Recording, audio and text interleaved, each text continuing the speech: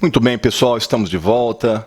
Eu sei que é difícil, tá cansado, é complicado, é chato ter assistir um vídeo de um cara falando, lendo com você, mas é importante você fazer esse exercício. É importante, eu acredito que isso aqui vai fazer com que você conheça a prova da OAB e pare de ter medo e conheça como que o examinador formula as peças. Você estará vendo todas as peças que já foram formuladas.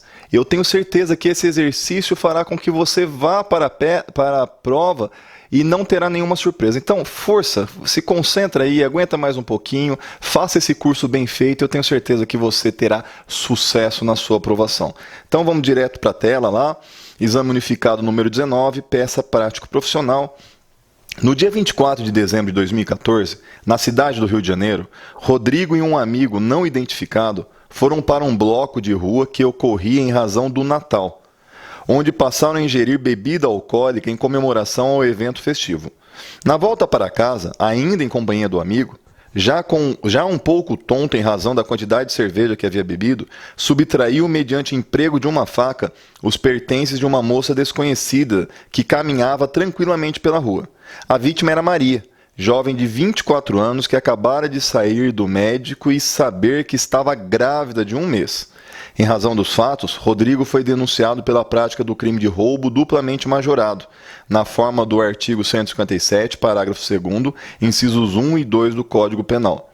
Durante a instrução, foi juntada a folha de antecedentes criminais de Rodrigo, onde constavam anotações em relação a 2 inquéritos policiais em que ele figurava como indiciado e 3 ações penais que respondia na condição de réu, apesar de em nenhuma delas haver sentença com trânsito em julgado.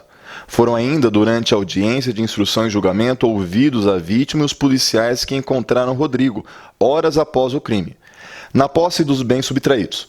Durante seu interrogatório, Rodrigo permaneceu em silêncio. Ao final da instrução, após alegações finais, a pretensão punitiva do Estado foi julgada procedente, com Rodrigo sendo condenado na pena de 5 anos e 4 meses de reclusão, a ser cumprida em regime semiaberto, e 13 dias multas. O juiz aplicou a pena base no mínimo legal, além de não reconhecer qualquer agravante ou atenuante. Na terceira fase da aplicação da pena, reconheceu as majorantes mencionadas na denúncia e realizou um aumento de 1/3 da pena imposta. O Ministério Público foi intimado da sentença em 14 de setembro de 2015, em uma segunda-feira, sendo terça-feira dia útil. Inconformado, o Ministério Público apresentou recurso de apelação perante o juízo da primeira instância, acompanhado das respectivas razões recursais, no dia 30 de setembro de 2015, requerendo 1.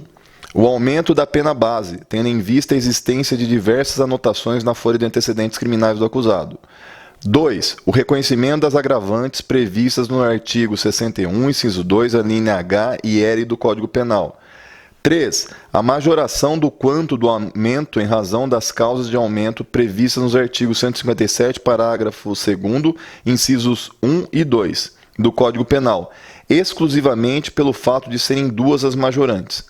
4. Fixação do regime inicial fechado em cumprimento da pena, pois o roubo com faca tem assombrado a população do Rio de Janeiro, causando uma situação de insegurança em toda a sociedade. A defesa não apresentou recurso.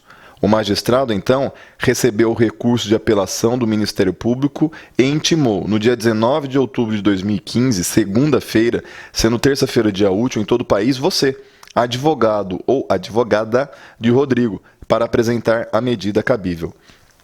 Com base nas informações expostas na situação hipotética e naquelas que podem ser inferidas do caso concreto, redija a peça cabível, excluída a possibilidade de habeas corpus no último dia do prazo, sustentando todas as teses jurídicas pertinentes. O examinando deve indicar todos os fundamentos e dispositivos legais cabíveis. A mera citação do dispositivo legal não confere pontuação. Pessoal, volta aqui para mim. Vejam vocês, aqui o examinador ele coloca uma situação em que o Ministério Público ele é intimado da decisão e só muito tempo depois ele apresenta o recurso de apelação. Amiguinhos, o Ministério Público ele não tem todas as prerrogativas, ele não pode fazer o que ele quiser. Ele tem prazo para cumprir, assim como o advogado. ele perdeu o prazo. Esse recurso aqui não deveria nem ter sido recebido, ele é intempestivo, tudo bem? Então, se ele é intempestivo, ele não deve ser conhecido.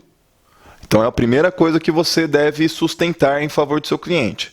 Outra coisa, se o promotor de justiça recorreu, interpôs apelação e apresentou as razões recursais, qual é a peça que você tem que apresentar? Você já sabe, contra-razões de apelação. Veja você, a peça de contra-razões de apelação é uma peça relativamente fácil, por isso que ela não é tão cobrada na prova da OAB. Tá certo? Por quê?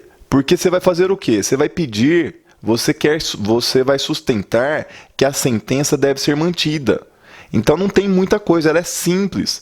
Às vezes assusta, ai meu Deus, nunca fiz contra-razões, porque você fica fazendo tanto apelação que é a peça que mais cai, a hora que chega uma contra-razões você se assusta. Mas na verdade o que você vai fazer? Você vai defender o juiz de direito. O juiz de direito, neste caso, laborou com acerto. Então você vai defender a sentença. E o examinador aqui ele foi muito bonzinho, porque ele pontuou os pedidos do Ministério Público. O que você terá que fazer, meu querido? Você terá que rebater, uma por uma, os pedidos do Ministério Público. Deu para entender? Porque é uma peça relativamente fácil. É claro que você tem que conhecer o direito processual, o direito penal, para saber como rebater os pedidos do Ministério Público. O crime que o nosso cliente cometeu foi um crime de roubo. Ele cometeu o crime de roubo contra uma mulher grávida, só que é o seguinte, a mulher acabou de sair, ela acabou de ficar sabendo que ela estava grávida. Então, não cabe aquela agravante genérica de ter o crime sido praticado contra a mulher grávida. Por quê?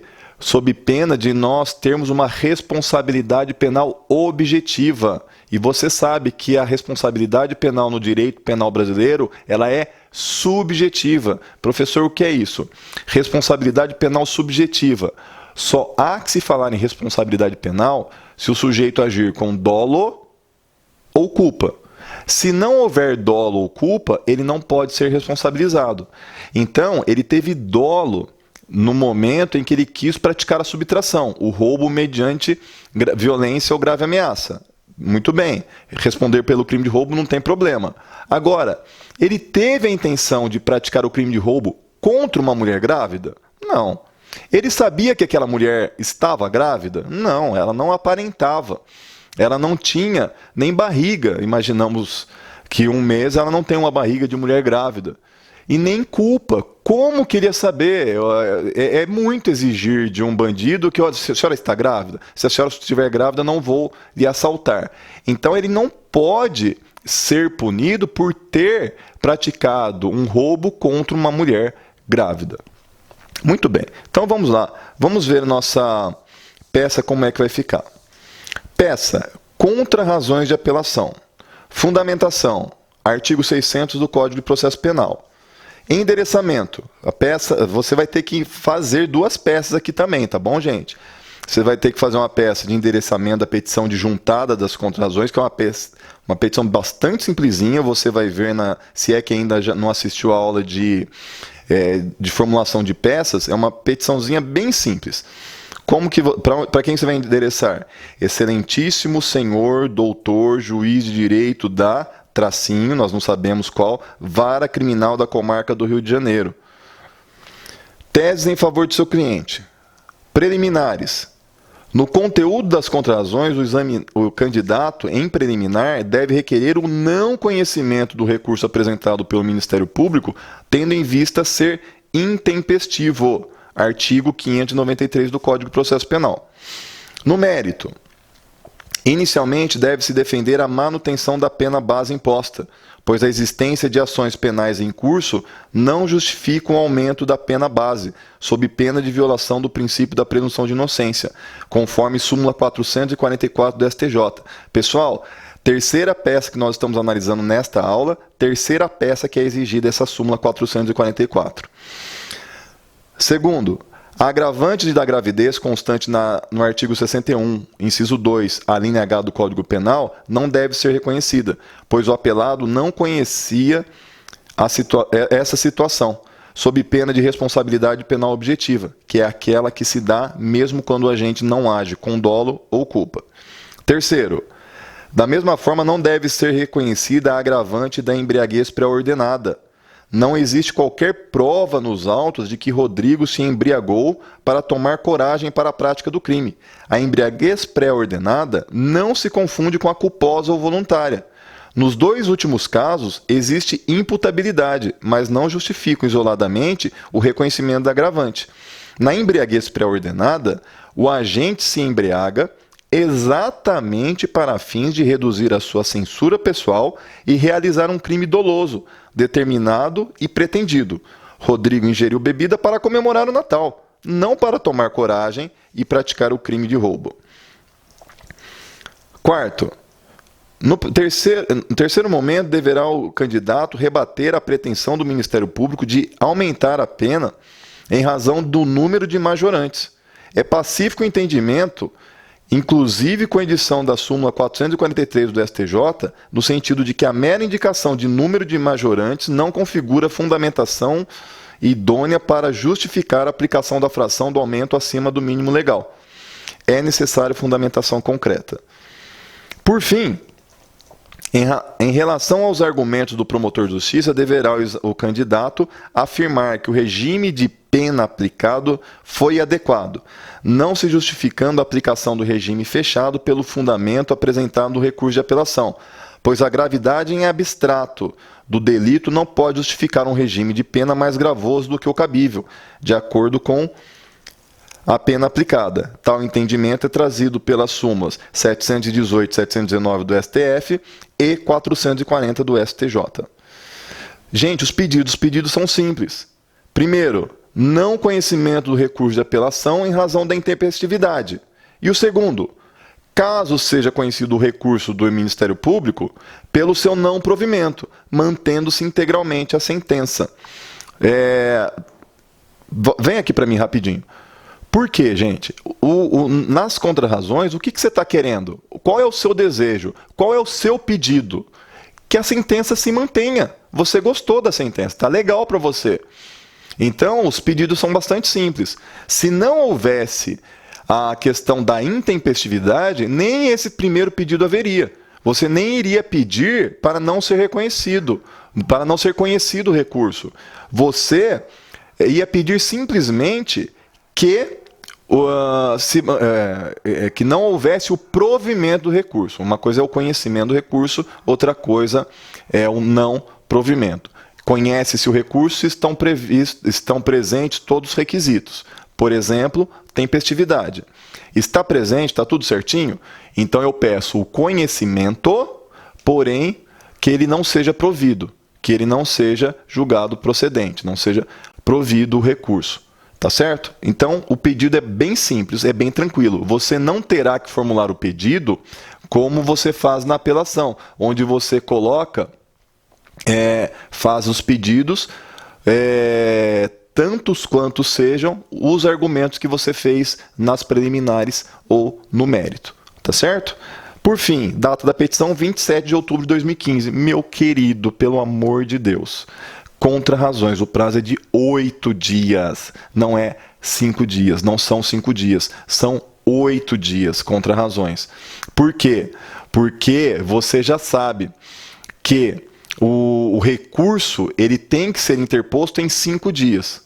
Porém, o recurso de apelação ele vai ser arrazoado em 8 dias e será contrarrazoado também em 8 dias.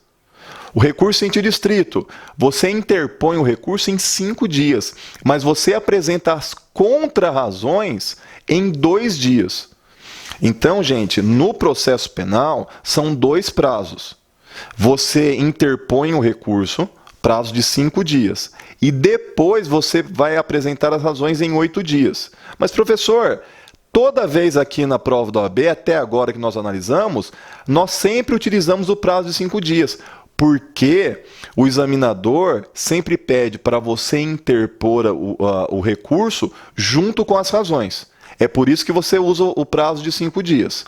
Porém, no caso das contrarrazões, é um único prazo. Prazo de quantos dias? 8 dias. Por favor, meu querido, por favor, minha querida, não se esqueça desta informação. Isso é muito importante para você. Você terá 8 dias para apresentar as contrarrazões. Pessoal, vamos para o nosso último intervalo e já já nós voltamos para a última parte da aula de hoje.